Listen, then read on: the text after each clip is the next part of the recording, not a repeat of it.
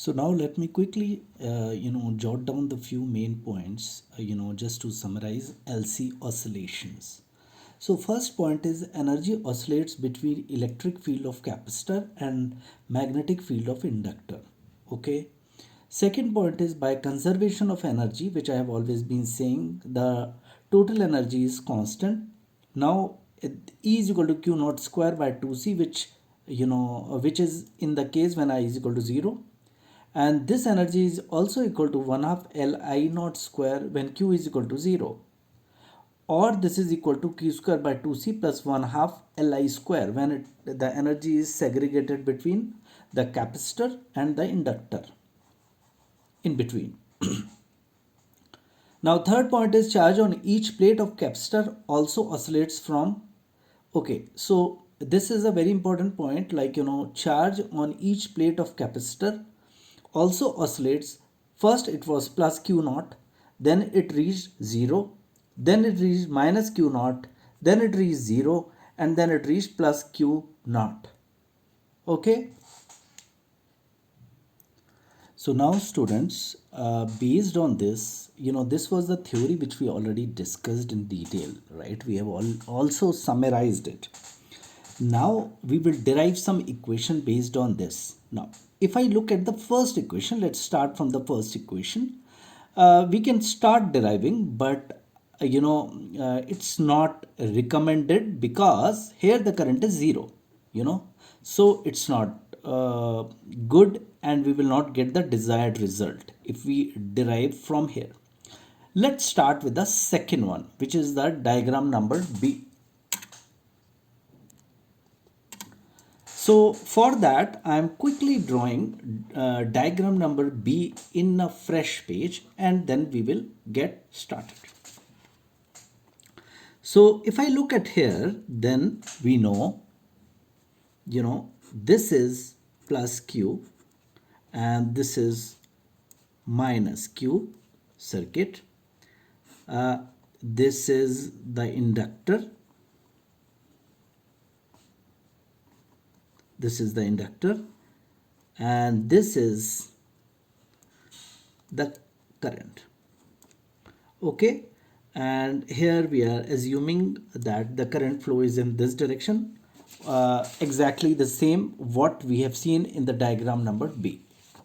Okay, so this is C and this is L. Now we know one thing very clearly, that here the charge is going down and current is going up. So what we can say, very simple, that closed loop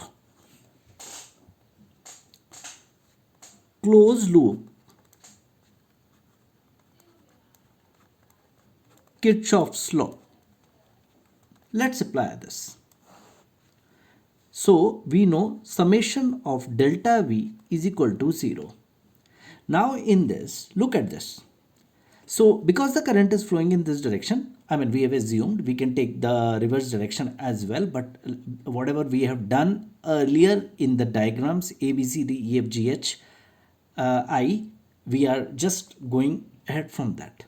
So we know the current is in this direction. Okay, now look at this. See, here it is from minus Q to plus Q, so it is increasing. So there is an increase in potential, and we know in a capacitor potential is equal to Q by C. So I can say plus Q by C.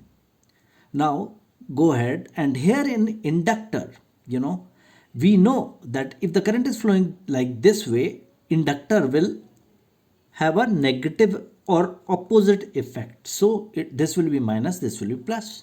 Okay, now when it reaches here it is positive here, and then it is negative. So there is a fall in potential. So I can say minus because there is a fall.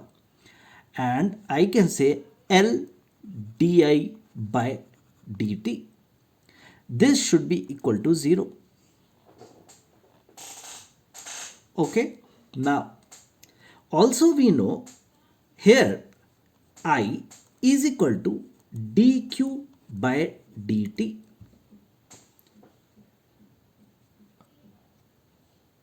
I is equal to d2 dq by dt. But here, if you see, the charge is falling.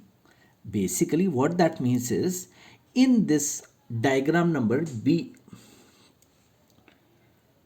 the charge actually is coming down, so it will be a negative thing. So to make it positive, I am putting one minus here, or I can say di by dt is equal to minus d square q by dt.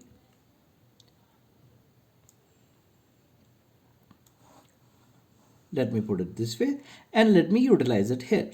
So if so what I have done is, this is I is equal to minus dq by dt. Then I have differentiated both sides, and I got this. I have taken minus because the change in charge here is falling. So basically every moment the charge is falling, because right now it is initially, when diagram number B comes, in the diagram number A, charge is full, plus q and minus q, but gradually it is decreasing. So I is equal to minus dq by dt to make current positive. Okay, okay, now I'm just replacing. So this becomes q by c minus and minus L. In place of d by t, I'm just putting d2q by dt is equal to 0,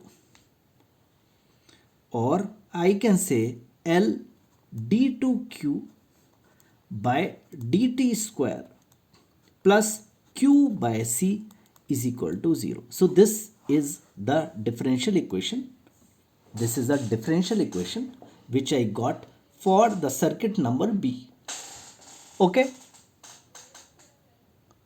Now after finding this differential equation, we will see there is a, we can observe that it is nothing but analogous to simple harmonic motion. And what is the simple harmonic motion? Simple harmonic motion can be written as d2x dt square plus omega square x is equal to 0. So this is simple harmonic motion. Now the general solution. So I can say, if the general solution of the simple harmonic motion is x is equal to x naught sine omega t plus phi. Okay, now what is this? This is nothing but max displacement.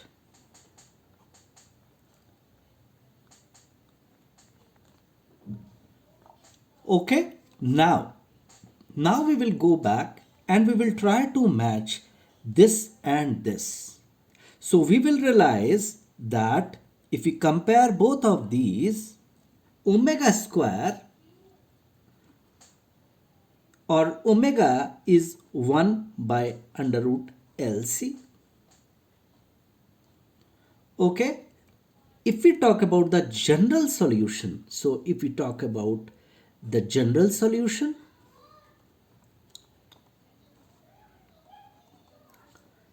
then Q is equal to Q naught sine omega t plus phi.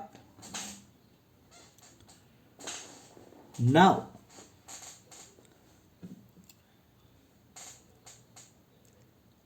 let's start here. Let me do it this way. At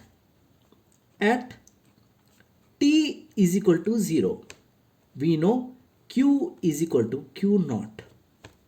So if I put this in this general equation, I can say Q naught is equal to Q naught sine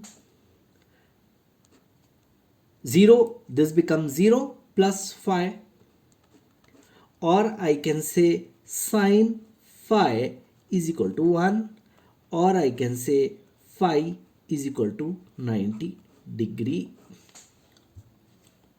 So I can deduce that Q is equal to Q naught sine omega t plus 90 degree. But sine 90 plus omega t would be nothing but cos omega t. So Q is equal to Q naught cos omega t. Okay. Now let's go a bit ahead. Now we know that from previously what we have done, that at t is equal to 0 and q is equal to q naught, omega is equal to 1 by under root LC. Then this equation comes into play. Let me reiterate. See, this equation comes into play only in this situation, because in this situation we have found phi is equal to 90 degree, right? And then we finally deduce to this. So at stage number A, or diagram number A, what we discussed earlier, A, B, C, D, E, F, G, H, I, yeah, till I we had. So at diagram, I will say at diagram A, this and then this equation, Q is equal to Q naught cos omega. Correct? Now we know I is equal to minus dq by dt, and I told you why minus, because we are getting negative. See, dq is negative and the current cannot be negative, correct? So to make it positive, we have put in this way, because dq will be negative and minus will become plus. So this can be written as minus, if I differentiate this d, and then q naught cos omega t by dt. Further, minus q naught minus sine omega t into omega, correct? Or I can say this is q naught omega sine omega t. If we make, and what is this? This is I.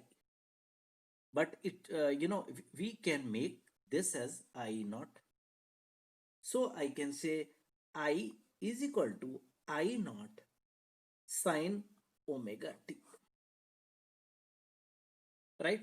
Where I naught is equal to q naught omega. Okay, now this can be found out in another way as well. The other way, in the set of the diagrams which I have shown you, 9 diagrams, initially in the diagram number A, the total energy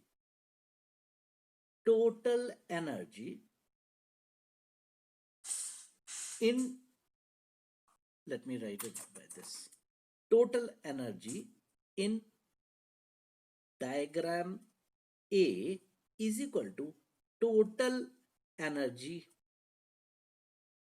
throughout.